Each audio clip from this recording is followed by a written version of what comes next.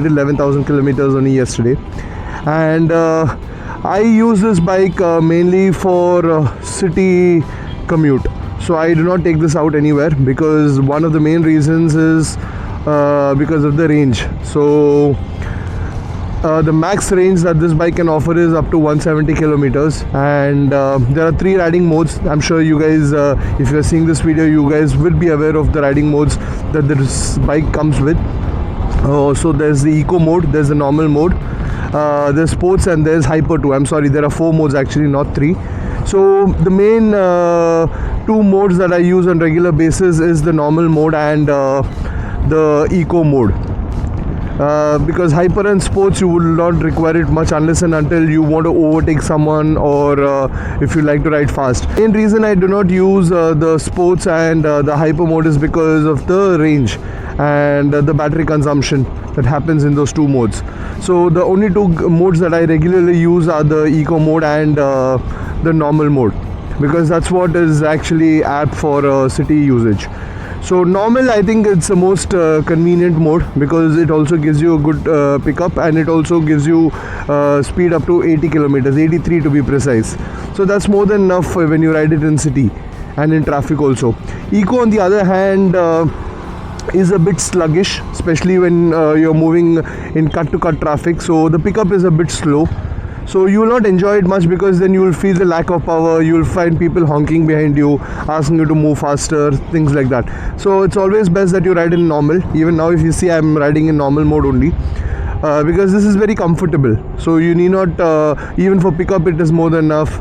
Even if you want to overtake, it's enough. And yeah, it's very convenient. So yeah, as I said, I have ridden this bike for almost 11,000 kilometers. So there are both goods and bads to this bike. Yeah, so I'll be discussing that with you guys in this video one by one.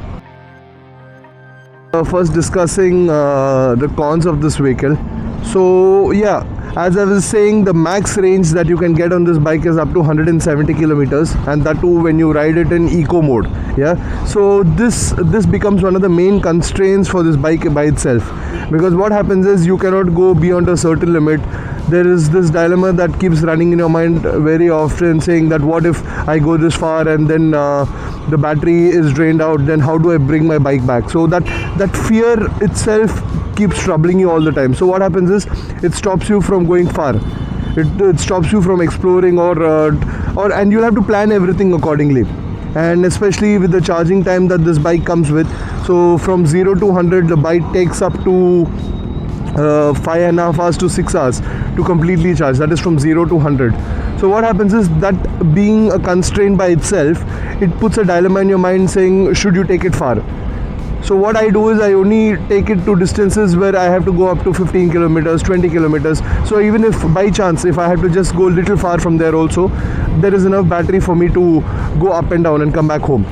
So yeah, for city purpose it's more than enough. But if you're planning little out of the way, or if something some new plan comes up, then it becomes a bit of a hindrance. So even though the range is 170, it's not that every day you're going to charge the vehicle, right? So you may charge it and then use it for 2-3 days. So you'll have to plan everything ahead before time, so that you're well prepared even if you want to go far. Yeah, up to 170 kilometers, that too in eco mode. So you'll have to put up with the slow speed in the eco mode and things like that. This bike is the charging port by itself. So I'm not sure if you guys have seen the Ola charging port in the vehicle itself. It is not very well protected. So when you stop it in the rain, when all of a sudden starts raining, there's not enough protection that is given to the charging port.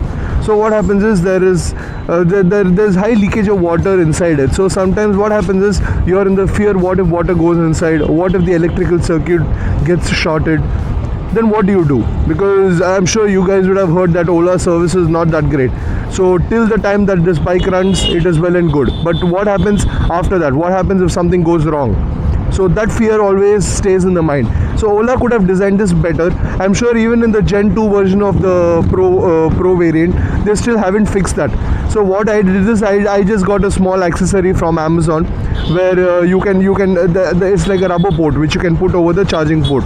So what happens is it at least protects the water from going in. That's the only solution till date that this has. Other than that, there are no proper options given by Ola for this vehicle. This vehicle is this touchscreen system. So while it may look very beautiful, while it may have many options given, so you have a GPS inbuilt, you have it has maps inbuilt, you have a music player in it, it's a digital console, it's nice and big to use. But on the other hand, there are drawbacks to this as well. What happens is this system gets stuck often, so that is, it gets hanged, especially when it rains. So even if a few water droplets go into it, the complete system gets hanged.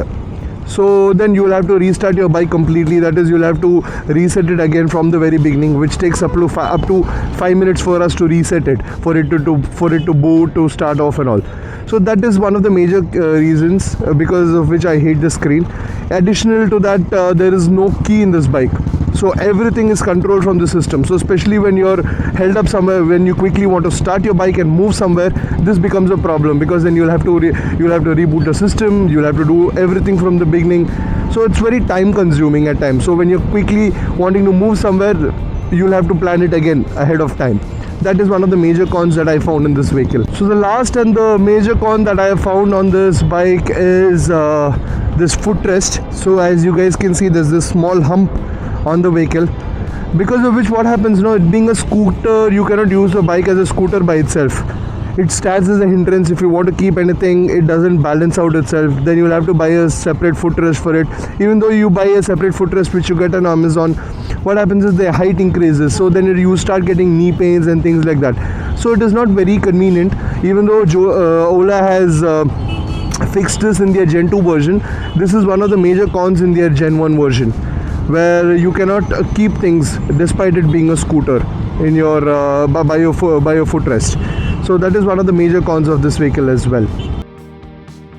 We spoke about the cons of the vehicle. Let me also tell you about the good points of this vehicle, some of the pros of this vehicle. So obviously it's an electric vehicle. Look at this fool, what an idiot.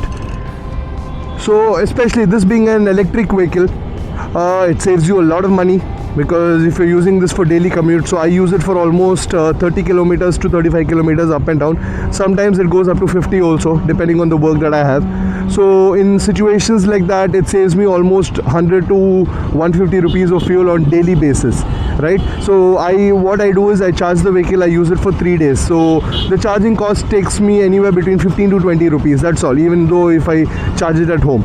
So in 15 to 20 rupees, I get to ride up to 130 to 140 kilometers. Comparatively, with a petrol vehicle, this is very cheap for me, right? So that is one of the major reasons I bought this vehicle. Despite it having a low range, I still felt that it is more convenient, it is cost effective for me, for my city usage. So I use this on daily basis. This 30 to 35 kilometers that I told you that I go to office, I use it on daily basis, and sometimes I extend it to up to 50 kilometers depending on my work. So that is one of the major advantages of this vehicle. So the next advantage is the headlight. The headlight placement is very good. So both are projectors, so the throw is very good. Even in low beam, you'd find it very convenient, and obviously when you can't see far, then you obviously use a high beam too. So the throw is very good, and I really like this part about the vehicle. So Ola has designed this pretty well. This junction always kills me. All of them are going in wrong way. So the third point is the vehicle comes with an inbuilt speaker. So obviously if you're a party person, if you like to listen to music when you ride, this is all advantage for you guys. I do not listen, but yeah, for people who like to listen to music, even though it looks a little funny when you do it, but still, yeah, if you enjoy it, then yeah, this is one of the major pros of this vehicle. You get to listen to music and you can enjoy your ride wherever you go.